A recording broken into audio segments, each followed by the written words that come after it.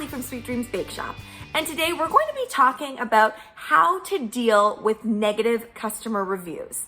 Now, this is going to be very baking business focused, but if you run a different type of business, this might be helpful for you as well. So let's get into it. So I think most of us have been here before. You go online and you're doing all of your check-ins on your various social medias and you see a very negative review. And oftentimes somebody that's going to take the time to write a negative review about an experience that they had while either visiting your bakery or maybe they ordered a custom cake from your bakery, they are probably angry enough or upset enough that they have taken the time to come and write a review. And this can be quite detrimental because unfortunately, the run-of-the-mill average customer who is happy with their experience might not actually take the time to come and leave a good review. I mean, there are people out there that are probably really happy with your services and have left good reviews. But if you get one or two of those angry or upset customers, then that can really bring the whole rating of your baking business down completely.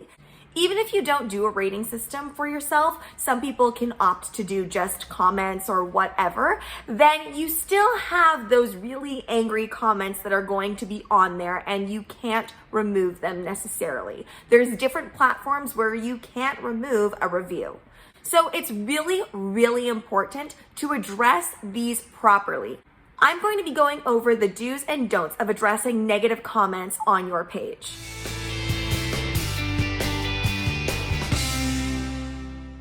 First thing that you do want to do is you want to read the comment. So as hard as it is when you see that 1 star glaring at you, you do need to read the comment and you need to see exactly what it is that they're saying.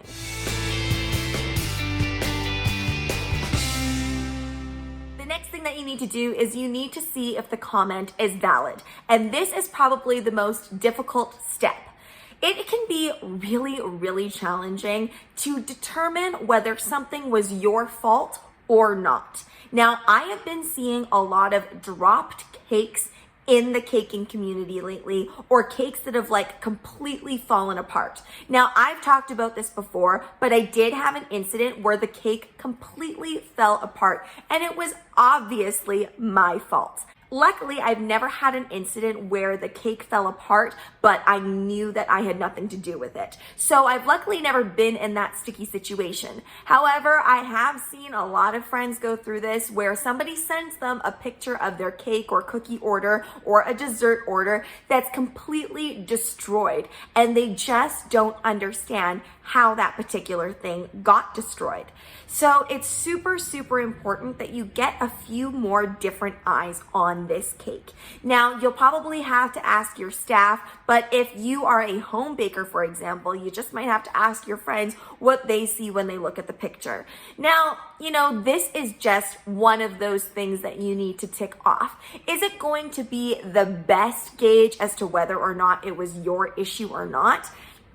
Probably not. And you really just have to take it at face value. But at least in this situation, you're getting more than just your eyes on it. Now, I'm the type of person to assume that something is my fault or my issue. You kind of need to be a cake detective or a cake sleuth when you see these pictures of destroyed cakes that maybe you handed off. Now, it gets a little bit tricky because what if you gave that cake away 5 hours ago? There is a lot that could happen between those 5 hours. So you need to really decide whether or not you think that this issue is yours or not.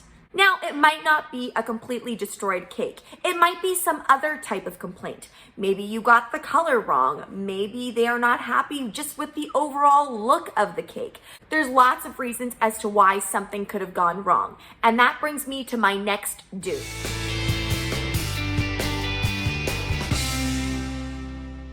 After determining what went wrong and whose issue it was, you need to determine how you even got there. Let's say that they're not happy that the cake is the wrong color. Now, is it the wrong color because there was an order taker issue? Is it the wrong color because your phone views that as the wrong color? These are all factors that you need to consider when trying to figure out how that mistake actually occurred once you kind of decided that yes, it was an error.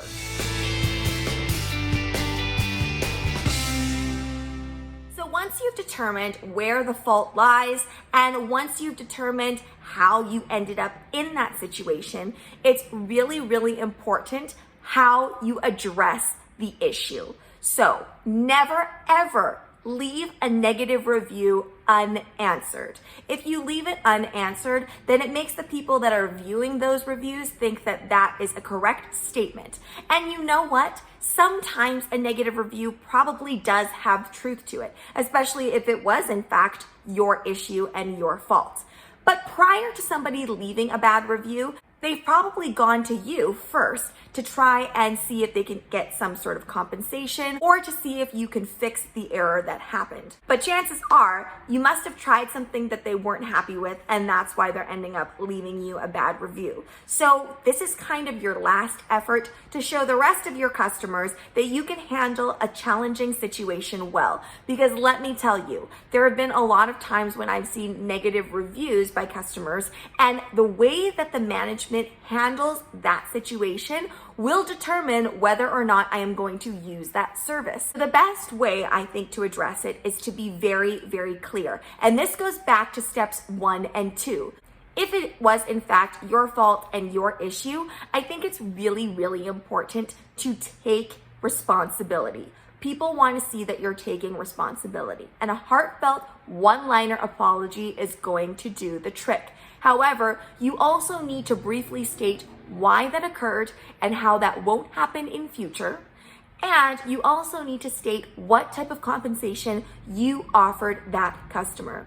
Going back to that color issue, let's say maybe your order taker took down the wrong color, and that's why the cake decorator ended up making it the wrong color. And if you're a one-person show, maybe you can say that you took down the wrong color and that's why you ended up making it in the completely wrong color. So you might say something like, "Hello," whatever their name is, "I am so deeply sorry for the fact that your cake was inaccurate. I understand how important your baby shower, birthday event is. However, we would love another opportunity to show you the quality that we can offer you," or something like that. And you really want to state what you offered the customer for compensation, because that's what people want to see too. They want to see that you at least made the effort to make things right. Now, that's not always going to please the negative reviewer, but at least you're showing the rest of all of your customers and potential customers that you know how to handle a situation.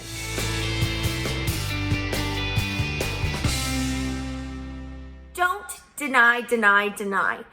Now, this is where it gets a little bit tricky, because I think sometimes the customer is not always right, but the customer is not always wrong either. So this goes back to how important the do's of 1 and 2 are, because you really do have to determine if it was your issue or if it was the customer's issue. And this can be really, really tricky.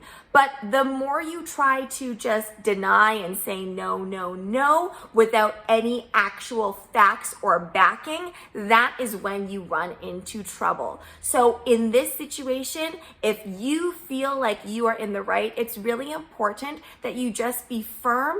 You show the textual evidence that you have stating that this was the agreed upon type of cake or whatever is being argued, and that's that. You don't really need to do any more than that. Do not release the actual textual conversations, because I do think that there is a little bit of a privacy issue with that, but you do need to state the facts. You can say something like, "I apologize that you've had a negative experience, however, whatever the facts of the order are." And again, this is not going to make the negative reviewer happy. This is not rectifying what happened with the negative reviewer. You're always kind of talking to your future customers and your current customers.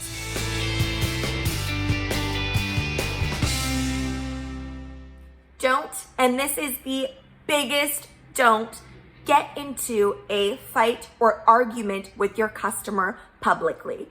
There is a difference between defending yourself and making sure that you are standing firm with your policies or whatever it is that you are standing firm about. You want to make sure that you are remaining professional.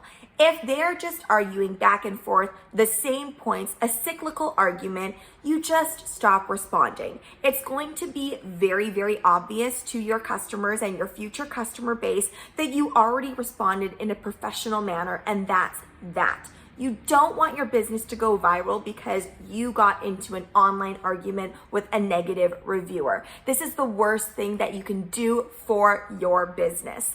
Now, I have seen many times when these types of things have gone viral, and it really is hard for the business to recover after that.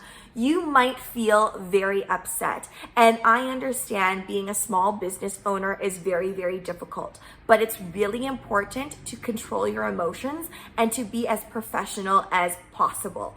And make sure that when you are responding to a negative reviewer where you feel you are in the right, you just stick to the facts, be short and sweet, to the point, cordial, and that is the end of it. That is the fastest way to shut down negative reviews. Now, I can't help you increase your star score. That's something that's a little bit trickier because you get 1 or 2 bad reviews among some great ones, and it can still bring down your average. But I honestly wouldn't be too caught up with that anyway. If you saw my video yesterday, you saw that a lot of people in my area have 3 or 4 star reviews, but a lot of people still go to them. And I think that part of that is when I looked through those reviews and I saw negative reviews, I saw how well those shop owners replied to each of those reviews. And for the most part, a negative reviewer, once they get the response from the owner, there's not a whole lot of back and forth once the facts are laid down and an apology is already given. So if you've gained anything from this video, I think the most important thing is just to make sure that you're answering with facts and that you're very, very cordial and professional. And also, please make sure that your grammar and spelling is intact. This is what is going to keep your customers believing in you and making sure that they can trust you for future orders. And if you have gotten a negative review lately, I know this can be really, really hard to deal with, especially if it's your first and if you're just starting out. But again, the way that you address that negative review is so much more important than what actually happened. You're gonna have mistakes happen all the time, and you're going to need to rectify them, and you're going to need to make sure that you keep your customer base happy. Thanks so much for watching, guys. Don't forget to like, share, and subscribe so you can be part of the Sweetie fam. Right now, I'm uploading daily, so make sure you hit that notification bell so you know when I upload. Also, be sure to comment, request, or ask a question. I love hearing from you guys.